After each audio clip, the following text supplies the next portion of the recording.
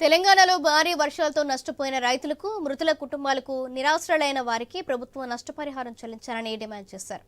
కొన్ని ప్రాంతాల్లో ప్రజలు వరదల్లో చిక్కుకుంటే ప్రభుత్వం తరపున మంత్రులు ఎమ్మెల్యేలు పరామర్శకు కూడా రావట్లేదని విమర్శించారు.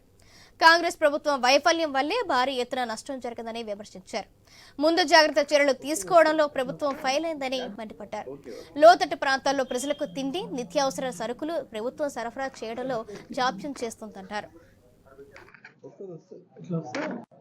రైతాంగము అదేవిధంగా అన్ని వర్గాలు అతలాకుతలమవుతున్నారు. ప్రత్యేకించి లోతట్టు ప్రాంతాల్లో ఉండే ప్రజలు కానీ, పేదలు కానీ, చిన్న చిన్న ఇళ్ళు కానీ, మట్టి ఇళ్ళు కానీ, రేకుల ఇళ్ళు కానీ ఉండేటువంటి ప్రజలకు మరీ ఎక్కువ ఇబ్బందులైనాయి.